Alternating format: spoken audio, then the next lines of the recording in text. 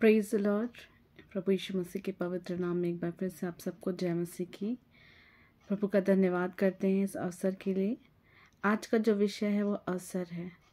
इफिसियों 5 अध्याय के 16 पद में लिखा है, अवसर को बहुमूल्य समझो क्योंकि दिन बुरे हैं। सचमुच में कल हमने सीखा था मन फिराव के विषय में कि हमें अपने पापों से तौबा करने की और पश्चाताप करने की ज़रूरत है, परमेश्वर की ओर फिरने की ज़रूरत है। और इसका दूसरा भाग है अवसर को बहुमूल्य समझना। हमारे पास अवसर तब तक ही है जब तक हम जीवित हैं, क्योंकि जैसे हमारे इस संसार में आने का समय तय था, परमेश्वर की मर्ज़ी के द्वारा हम इस संसार में आए, और वैसे ही हम परमेश्वर की मर्ज़ी के द्वारा ही इस संसार से जाएंगे। तो इस लाइफ और डेथ के बीच का जो ड्यूरेशन है ये परमेश्वर ने हमें दिया है। जब तक उसने हमें सांसें दी है तब तक हमारे पास अवसर है कि हम परमेश्वर की ओर फिरें। हम उस अवसर को जो हमें मिला है उसे हम बहुत अच्छी तरीके से इस्तेमाल करें और समझदारी के साथ चलें, क्योंकि हमारे दिन गिने हुए हैं। और परमेश्वर ने हमें अपने स्वरूप, अपनी समानता में इसलिए रचा है कि हम उसके साथ सहभागिता करें। और वचन बताता है, जैसे दाऊद कहता है कि जब मैं कब्र में चला जाऊंगा तो मेरे लहू से क्या लाभ होगा। तब मैं मरने के बाद जब मैं कब्र में चले जाऊंगा तो मैं परमेश्वर का धन्यवाद नहीं कर सकता, ना ही उसकी स्तुति कर सकता हूँ, ना ही उसकी बड़ाई कर सकता हूँ, क्योंकि मिट्टी परमेश्वर का धन्यवाद नहीं कर सकती। हम मनुष्य मिट्टी हैं, मिट्टी से बने हैं और मिट्टी में ही मिल जाएंगे। वो सांसें जो परमेश्वर ने दी है हमें वो दान मिला है, क्योंकि उसने अपने नथनों का सांस हमें फूंक कर जीवित प्राणी बनाया। तो जब तक उसने जो सांसें हमारे अंदर दी है, इस मिट्टी का, इस देह का मूल्य है। और जैसे ही वो सांसें ले लेगा हमारा कोई मूल्य नहीं है। हम मिट्टी हैं, मिट्टी में मिल जाएंगे। तो मिट्टी परमेश्वर का धन्यवाद नहीं कर सकती।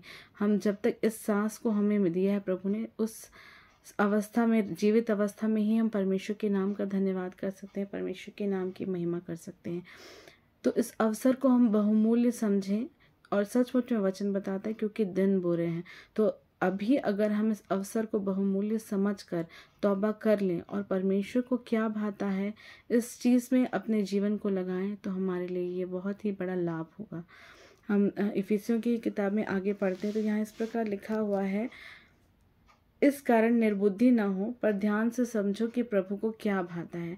हमें इस अवसर को बहुमूल्य समझकर ये जानना है कि हम परमेश्वर की इच्छा को अपने जीवन से पूरा कर रहे हैं कि नहीं कर रहे हैं। आगे लिखा हुआ है परमेश्वर की इच्छा क्या है, इस बारे में देखते हैं। दाखरस से मतवाले न बनो, क्योंकि इससे लुचपन होता है, पर पवित्र आत्मा से परिपूर्ण होते जाओ, और आपस में भजन और स्तुति गान और आत्मिक गीत गाया करो, और अपने अपने मन में प्रभु के सामने गाते और कीर्तन करते रहो, और सब बातों के लिए हमारे प्रभु यीशु मसीह के नाम से परमेश्वर पिता का धन्यवाद करते रहो। मसीह के भय से एक दूसरे के अधीन रहो। Praise the lord. प्रभु की ये इच्छा है हमारे जीवन से कि हम अपने मन ही मन में निरंतर स्तुति गान को गाते रहें, और परमेश्वर को क्या भाता है इस चीज़ को ही हम अपने जीवन से करें।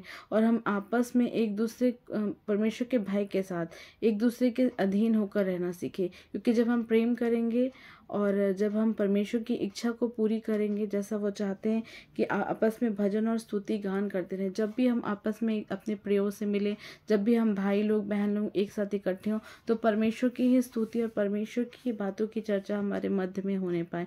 और इस प्रकार से हम परमेश्वर की इच्छा को इन वचनों के द्वारा अपने जीवन में पूरी करेंगे।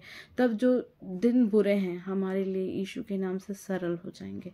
हमें आवश्यकता है कि हम इस देह में रहते समय तक पूरी रीति से परमेश्वर की महिमा निरंतर अपने जीवन से करते जाएं, और इस बात का ध्यान देते रहें कि परमेश्वर को क्या भाता है। अपनी इच्छा पूरी करने के लिए नहीं, वरन परमेश्वर की इच्छा पूरी करने के लिए हम अपने ध्यान को लगाएं, हम अपने मन को लगाएं और बुद्धिमान के समान बने।